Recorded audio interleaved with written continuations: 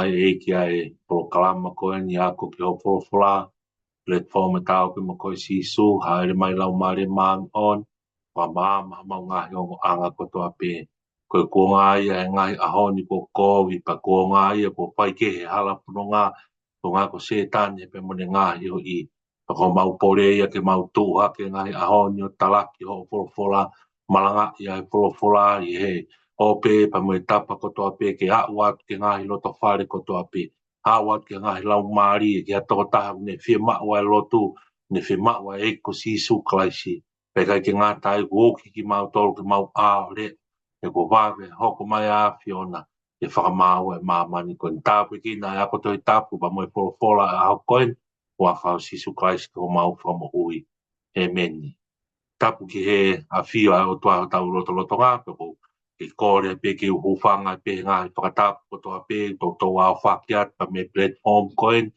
a tā mua e whakamari e kon ke hoko atu e mua e tau ako ke hene frofola la vei pe he motu ani nei ki tau toroi mai e whai e tau ngai ako toi tapu e ngai uhinga ke pe ngai whehe ki taki pa mo ngai ui e ke i whaamirin ke ngai wheitu ke ko ngā ka koe ko no talaki pa mo no malanga e ne ongo le reka i whawhita ma koe taimi pe nia e o tua ke tau hoko mai hoko atu ai a koe tau frofola hoko atu mo hono hulu hulu toko nia hakau malanga kau ako naki te whakaloto alahi aki ki tau tolu he o pe koe ngā koe hala whanonga o tau whai mei taimi e tau au sia i tāni e tiu tau whanonga kotoa ki ai koe ako taitari fie ki mau tolu kotoa pe mau tolu e kau follow ai platform e tau pe mo koe sisu he YouTube ka mai Facebook ange koe whakatala noa kore whamore more pe hei ki taimi ne tau toloi mai e tau ngai polo kalama e whawhetai tau tui pe tau tolu ke taimi e ki ko ne taimi en tau hoko atu e malanga i ai ne wholofola. A honu wham ke te whito e tau wako toi tapi a honi he kōsperi hono hiki tohi koe ne maa ke pa koe ngofuru maa tolu e wahe pa koe vesi ua wha ke vesi tau ngofuru maa fitu. Taha pine ngā here son tutu ni ngā sāpate hala whanonga tau whanonga ai e whawhetai ku o mia ke whai ai ha tau whakaloto la o mia maa ke tau tolu ke tau toe whanonga atu e tau poro ka maa ko toi tapu te whakaloto lahi a ke tau tolu ka ke ngā tai a ke ngā tau mua pia platform ke tokon ka te mau tolu te mau malanga whai hono kini whai hono hulu hulu a wholofolan ko ngā kono talaki a ngongo le leia e ko si sukalaisi. Maari e toki ai pot wholofolan hangi ka pate mo toku mau whai ka maari ke lau ai pot wholofolan ka mi he vesi ua wha ke vesi tolfitu o ku me ke nofo ai whakamama wha ke tala noa koen puka tala noa koen e ngahi o potu tohi peko ngahi takai ngā tohi e polopola o kui koe apocalyptics ai ku uhi ngai apocalyptic literature koe ngahi tohi o nau whakamatala ke taimi e toi hoko mai ai a eko si sukalaisi ke whakamau ai mamani koni tako maari i au pita ngai a honi ho tau kau ngā karistiani kau ngā malanga o nau hā mai he o pe ke whakatokanga ki tonga whakatokanga ke loto whare o weseri ana loto whare o kau ngā karistiani whakatokanga ma ki mautau a wau whikau aki pa mo apocalyptics pe ko tala noa ai wholofola ke konga e toi hoko mai a eko si sukalaisi ke whakamau ai mamani koni whakatonga e koe apocalypha koe konga ia na tala mai e si su teu toi foki mai koe toi pe palofisai koe ia teu toi foki mai ki mamani ke mau hake hoku kakai pero i misi e ku hake koni hange ne mamata ke ai kau wako ne tuku hake he lau maare maano ni mo ngahe konga awa e ko si sukalaisi e toi fau pe he mai e toi hoko pe he mai pe e ko si sukalaisi ke whakamau ai mamani koni koe au tala no hanko tohi whakaha tala no ka he tohi sā kalaia he whakamotua tohi tāni e la ngai tohi pe ku ongo ngoa pe ka ki tau tolu e nau tala noa ki he konga whakaosi pa koe ki ngā tai oku ia e ngā he konga he kōsperi o tau nau tala noa pe ai ki he ke tala noa ki he konga koni e hoko mai a e ko sisu klaisi koe whorofona ton pe sisu ai kawai e mā ke taha tolu kawai mo māti wahe wawha vesi wahi wake vesi tau taha tala noa pe ki ai moluke wahe wa taha vesi wani make vesi wawau o nau tala noa ki ngahi whaka ilonga nau tala noa ki he taimi nau tala noa ki he si pinga, nau tala noa ki he anga o e aho ko ia, e hoko mai a e ko si su klaisi, ke whakamau e māman ko. Ni ko tu tawala anga pepe mo e wholofolani, pau tui oku, tonu a pito ki hau ke o whongi pe ki tau tōku, e mahu inga ka te tau tōru, ai re o mahu inga ki tau tōku, tau ho tau konga. Ange ko lotu ku tau kamata, ai tau, ko konga nai enu tala noa ke puna ke ko tonu, ko losa pe, kau aloi. Ko konga na ia ni tala noa ki ai ai wholofola, konga ko kovi, ufanga whakatau, ko ngā pia, ko ta au e konga ko hake e teknolosia, tau whatoa ngā ianga e whiri waki, climate change, ngā whiri waki e a mo tūkunga a hoba mo taimi, to e ngā ta whaaki whakapolitika re mo to tonu a tangata, ko konga nia, konga nia koni, pa nā ko ngani mo whaka hino eni, ko konga na eni o tohu ki ai ai wholofola. Ko konga na eni o tā noa ki ai ai ngahi tohi apkariwha. O ka pau te mo mamata. Ke ngā I nisi koni ko hoko ki mamani. Ko ofi ai hoko mai ai ko sisu klaisi. Kai ko tu te ke toku mau whainga maari. Ke ke lau ai māke vai tātolu vesu a whāke vesu tolu fitu. Ko tu I te tau to'o konga lalahi pe. Ko whaam ke to'o pe ke konga lalahi pe e tolu e tala noa ai au koni. Vesu a whāke ke vesu wa fitu o whakatokanga ai ke hoko mai ai whoha o i tangata. Pe koe whanau tama tangata. Mau mea I peki mau tau ha Karistiani, ka Wesleyani, koe whakaheto hino ai wholofola koe eiko sisu klaisi, koe ai hoko mai koe whakamaui. Koe whanau tama tangata, koe whoha ai tangata. Tene hoko mai ke whakamau ai mamani koe. Tako vesu wa whaia ke vesu wa fitu. Unihanga whakamatala e nau e aho koe ia. Te tala noa pe kia e tohi whakahawa heo no vesi tahawa. Tala noa kia ina ki kite kia ia palofita ko si oeri. Wa he wa vesi hongo furupa me vesi tau taha. Tala noa palofisai pe kia mo aisea. Kia nau e aho ko ia e hoko mai tangata. Tala noa kia ia ma ake he ahoni ko aho ko ia e mamahi. E whakapo uri e la a. E tuku e mahina e ne huhuru. Tala mai ko ngā whetu e ngā ngana me langi. Ngā tō e ngahi mālo hinga e langi. Tala noa kia ia māti wai wawhai e la ngā ai māmani ko ni. Ai ki ngā tau te whakaikui kia ia māti upe mo loki. Tala mai e iai e ngahi mahaki whaka auha. O ki ai e ngahi tsunami. O ki ai e ngahi whiri wa.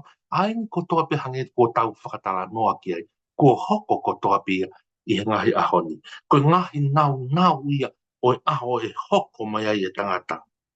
Au ke vesu wa fitu tala mai e whekau a me ro toa ke tāna ki mai e kakai ai o toa. Tāna ki kotoa me kakai o na tāna ko ia mati wa wha o pehe whakatau whatotoro to I tāpu ne uhinga pe ke kakai ai o toa e ke kau isi leri pe kakai whiri ai o toa. Kau haa ia ma ake ia henta tau pe mo loke o uhinga ka kakai ko ki e kakai kotoa pe. Kakai ai o toa. E uhinga ke kakai na nau whai ai whina ngalo ai o toa. Kakai na nau tui tala, na nau tui ke ne peki a ma mo tūtū, ai eiko si sukai. Koe kakai e ke tānaki mai. Kai ai koe vesi ua whaia ke vesi ua whit. Koe ngahi nau ia o aho e hoko mai. Ngā tō e ngahi whetu, tala mai e māti uia ka mārugi.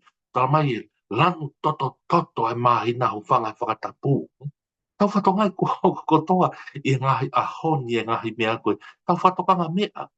O te tau hange pe tau ignore pe. O hange pe wha pe ka tau ko ngā koe tau mana wa he toko. I kai, pe mau ke tau whakatokanga mea ho tau kuonga.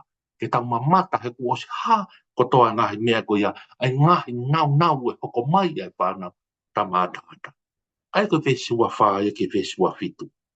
Koe nau ia e hoko mai ai whanau tamātangata.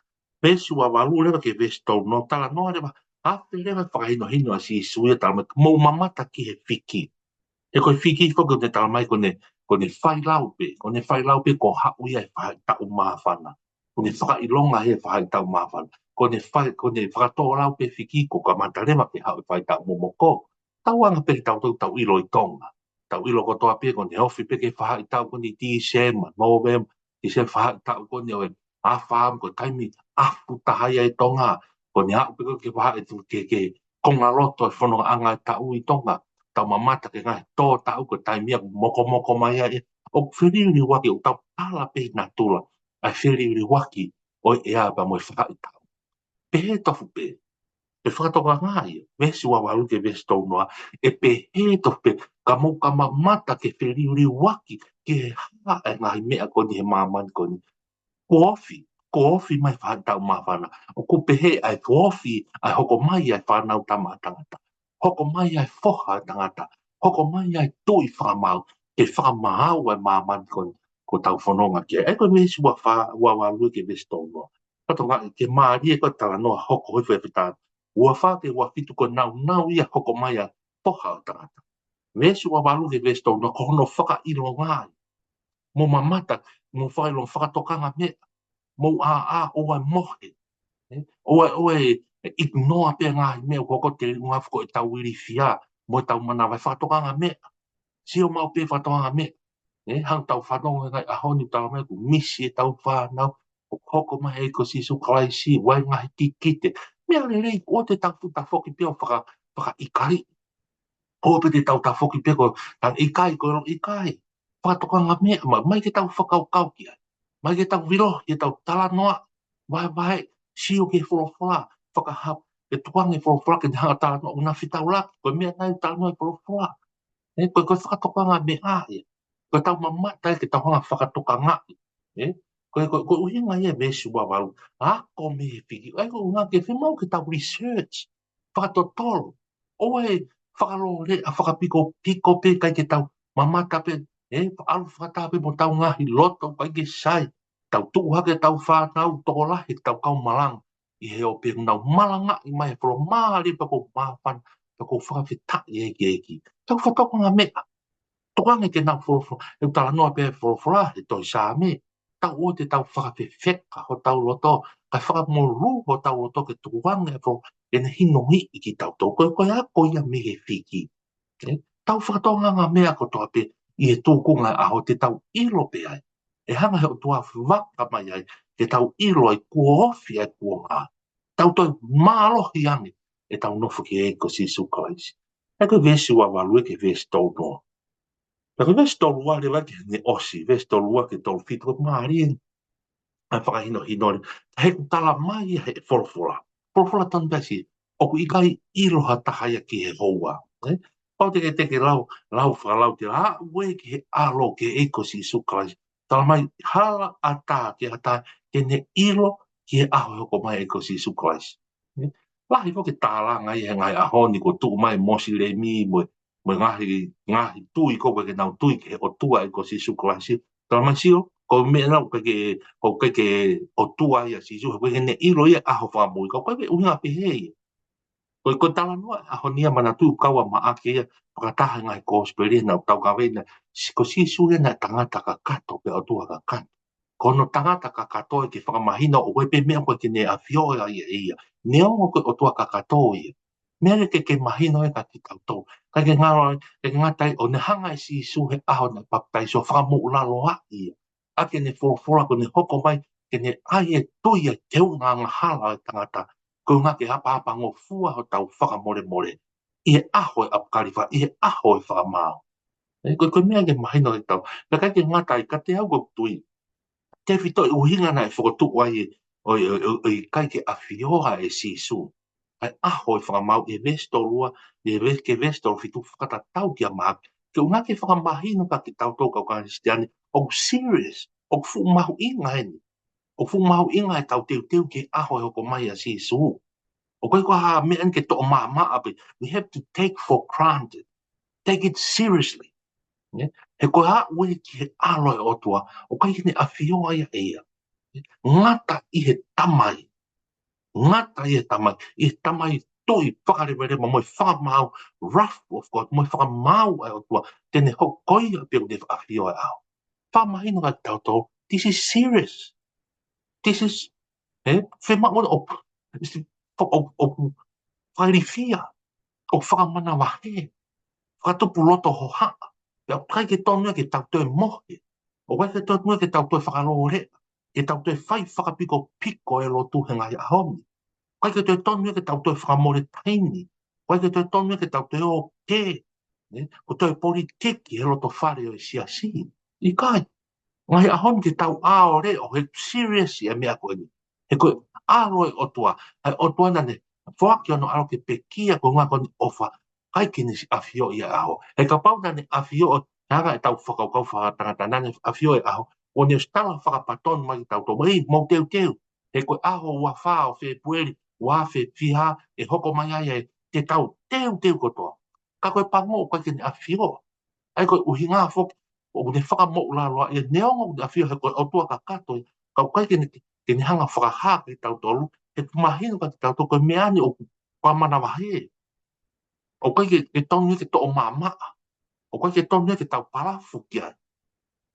Kai koe painga lau maari e ia ka te au, e nofu ko whakauhinga e vestolu wa ke vestolu. Pea uhinga maari e lewe whakau se vestolu hitu. Ai fora sisu. Pea koe mea o kou tala ke te motolu. O kou tala ki ka kai kotoa pe. Ka ki motolu koni ka wako. Ka ki motolu koni o tānaki mai me ngai turi ke whamau. Ma mani kotoa mou leo. Koe whakau si ia, vestolu hitu ia. Mou leo. Koe mea koe te o i kai ke aongai ke to o mama. Aonga ke aongai ke to o mama. E koe mea koe te o whakamana e iai e ah. E hoko mai ai e kosi. Ke whakamau e maman koe. Tau osi ilo tatoe ngā tūla e whakamau. E alu e whaahinga ke to o matau. E alu e whahinga ki to hema. Pea launga e whahinga to hema. Na ke tonke ke tala mai ka te mautau. Na ke hau ki maman ke mawoto a ai ke tau. Tala mai e sisu. I kai na osi maman. Ko mou whai ke whainga si hipo. Ko mou whai e ka te au. Pe launga aku. Ko ka kua tō mui ia. Ka koe ahoni ko tau whainga maari e pe. Koe ko ki hanga pia wahe la lahi. Ai fo i pot fora ahoni e māke taha tolu. Vesu wa whaake vesu tolu fitu. Ke konga la lahi pe tolu koe. Ulu aki, na tula hoko mai ai whakamau. Ko ni koe hako. Poha o tangata po whanau. Tama tangata po koe tui whakamau lai. Hono wa, koe na tula pe moe si pinga pe moe pahinga whonga aho. Te tau lawa pio tawa siu. Wa ke vesi whakau siki hua walu ke vesi tō. No tala mai ke tau ilo e aho hoko. Mai ai hoa pe mo aho. Exactly day. Ka kosi mea ofa mai e o tuai. Ia e kosi sukalaisi ia. Ai whakahata tā o aho. Ka mau te mo mamata ka hoko mai. Mata rewa ku ofi. Hangi whakata tā whiki. Koe mea ofa ia. Koe keresi ai o tua. Ene o mai ai si pinga koe. Ke tau whakamaha mahalo ai ki he ofi mai e taimi. Toi pen ke te tala mai ai aho. Pea moe hoa miniti moe aho i hoko mai. Ka kuni os tala mai e na tula o hamea pea hoko mai ai aho. Ka te au ko taha puaki. Mea koe ki, ka te au koe uhoia e ki pot fora hani māke tātou ua whāke tō whitu a si pinga o i whiki. Ke malanga i e whiki. Ke malanga i he tuunga e tau teu te he tau osi lawa pe. Ke tala na tula aho e hoko mai a si sukalai. He tau mamata ke ange ko na tula whiki e wha tau. Ko ne alu peke ne whai lau, mahina ko ofi mai whai tau mawanu. Pe hepe, ko ne alu peke tau mamata ke ngai mea, o ki ti teila apito ia mati ua whaga pa te ke mau whaka maari, mati ua whaga vesi hoi wake tau taha ka maru ke ua taha. Ti teila apito ana ngahi nau ko ngai mea ko hange ko tānoa, whiriri wake ea climate change, wa upeke hai ke hake ngai mahaki lala na atau tokso si tu ame COVID-19. Tala mai hake ngai tsunami, e iai ngai mo fuike, pa tala mai ngā tō. Ngā tō, peko langa, whanga whakatapunga aki e mātiu, e māmani, koe ngai si pinga ia.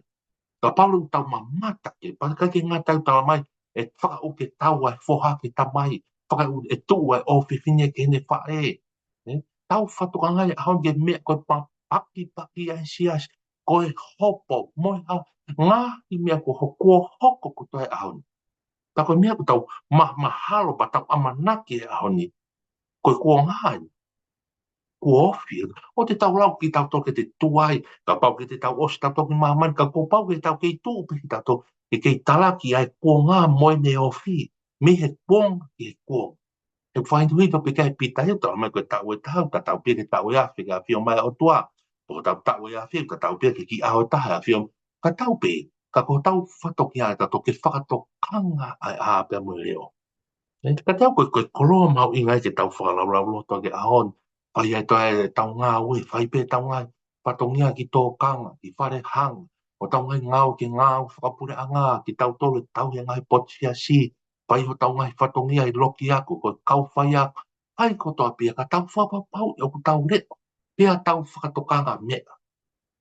E tala mai fuki he di ihia ko i siasi ko e, o ki tau tō koe ki tau tokanga, e tau toki kuonga whakaosi, tau maranga, ki tau toki kolosi, pa mo e ko sisu klasi, o sirei pe, ka koe mea o si tala mai he prokola, ke tau teu kia, pe ko kaunga he tui kia, pe ko whakaloto lahi i koe ke mea mai ke whanongo mai ani, ke tau tui pe tau teu kia, whakatokanga, ngā mea ko hoko, tau nofo whakatokanga ke ngā mea ko hoko i mahamati, e ngai au. Ko tui ko whakaloto lahi ia, ma tau wako tō tapu maha ki tau tōre ahon, ma mō tōru, mō whanoko mai mi apina, pe ngai tāpa ko tō ape, mau inga o pito ere oi, o te tau palafu, o te tau tō mamaa, o te tau whakawai wa inga, e koutu ka pa te tau eke ki tau tōko nau pāsi me mo ui ko ni, ke mo ui ka hau pe ku hame ku hoko, i tua whai toka, te nau tala roto mai, ofa mai o teu, ke kua tō mui ka te kinau tō, ko ki tau tōko, o tau ke mau e mānawa mo ui aho ni teu, hange ko whakatala noa de nai. Kai ko ngai aho ni ke toi mōre ho tau aho mo i kuonga, he whakawhi kiki, mo i politikare, mo i ngahi mea, ngai aho ni ko tau teu whese. Lau e tau whorofora, tau nofo ki e eki, pe pompo, eki tau ope mo koi sisu, eki ka siope, ko ha mea whai he pongpong ko toa pe ki ahi hengia, tange siope ko ahe hengi ko toa pe, o lotu e whanau teri ha hia omi mala. Tene hanga mao ki nau toi hala whanonga ya, ko tau whatoki ahe ngai tamai ngai whae, ko tau ngā whai, tau whai ngai tau pe o leo, pe ohi lo tua, lau e whorofora, nofo ki e eki, koe ka tue ngai taimi ki tau toe o, aho hia he inu kawa, pa mo ngahi mea ke mōre ai ko tau taimi ngai aon. Aho pene ke tau nof, re ohi ki tau. Kai ke ngā tau whatonga, kai ke ngā tau tuai e hoko mai a e ki ke whakamau e māman, ka ku hao moi mate. O ku hanga peta e mate he hanga e tau whanonga e ngai aon. Tau whatonga e ngai aon e ui, a me kau wai ko ke kau wai ko, koe ke te whakalau taku ia. Kai te whakalau tau, te whakamoni mai pa ko whakamoni a. I ngai au, i tonga mo mōri mo tapa ko toa pe. Ui ai, alu ai mate e alu pe me to ko toa pe. Ko mau i ngai tau teu. O kai ko tau teu ko ha pe ke teu e aho ni ho. Tau teu he ku wawe he ko once we die e tau wau ki whai toka. Ko ne la wā kai ke te aha tau mea tau to ke whai mā ki tau tō. Ko tau toko tope o tari ki hoko mai a eko si sukalasi. Pea monu ia pea e tinau tō nai pe kia he eko si sukalasi. E tinau tō e tuu i eko si sukalasi. Unfortunately, pako mala i ho whanga whata, ka te tau tōru, te kinau tōru, te tau pe kia, na e kai ki nau tui na toki eko si sukalai. E whakamau i whakatatau pe kinau toki nau ngāo. Kai ki koutu ko tāpua ki le rei pēr whorofora ko ni, whakaloto lahi a mā ki tau tōru, mui mai hoko atu e tau porokala mai. Tau wako tui tapu, tau whaam ke hulu e ngahi le son sa pate kotoa pe, hulu e ngahi kawei ngā lotu, ma ngahi ngawe ango te toko ni ai pe tau kau malanga, whaam ki te hoko atu ai pe, tau wako malanga, ngai whiri e tau whau e tau ngahi malanga, whiri e tau wesi malanga, ange ko mau tolu, wha tohi mai ko ngā ke whau e ngahi malanga, kai ko kotu i peko ko tāpua ki e.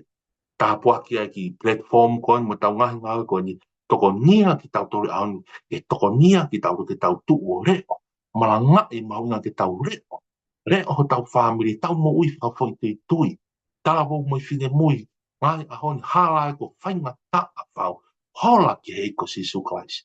Nofo ke reo ai ki tau tau, e tau ikuna, pa tau au sia e mo ui o tangata, e tau whanonga he māman koe. Tā monua ke te motoru kotoa pē, ala whanonga e wike, pa mo aho, mo ngahi ngawha kotoa, me apina, me whare ngau, me tapa kotoa pē tau iai. Mau inga o pito e tau reo, e tau mo ui, lau furoforo, talangi pika sisu, tau pe mo koe sisu, ke tataki au ke wau ke mo i tangata. O toa mau whawhetai ko whoroforo ko mau whanonga e ahon, mau ilo mau pē, ai whenga e te wolo ho mau ko ngā i tonga, a mai whenga he ngai loto whare e si, kau mau loto rahi mau ilo whawapau, te mau tūnoa pe o mamata, tau pe si hou mau tōru, te malu i peki mau tōru, a ke mau tui ki ho peki a mo toi tu u, mau mo ui a pe, nofo peki ho whorofora, pai hake pe ho maure o hipa fai ho mau tataki. Ko ngā ke mau au sia pe maure o ki mau tō. E mau whānau e tau tupu tarawau mo whine mui si kau toka vai vai. Au at mo e mau loto ki whare mahakina. Au ki prisonena, whakatomala, mau moi tangata, ngahi whaamiri ho ki tonu a ngahi mama. Sia kau i tau, sia tamai mate. E tāpe ki na ki nā tōpa whamonu. E tāpe ki na mai proklaman, hoko atu e tau whununga. Ako ki ho wholofola. Lang ia tō tāpe a whiona hanga o mau whai. Wa whao Sisu Christ ko mau whamu ui. Amen. Pako Ecclesia i ko Sisu Christ mo whataka tamai mai whianga lau maare maan on. No fo e tek mau tō mea hon, whai pia tangata. Amen. Malo apito mo mea mai, mo mea.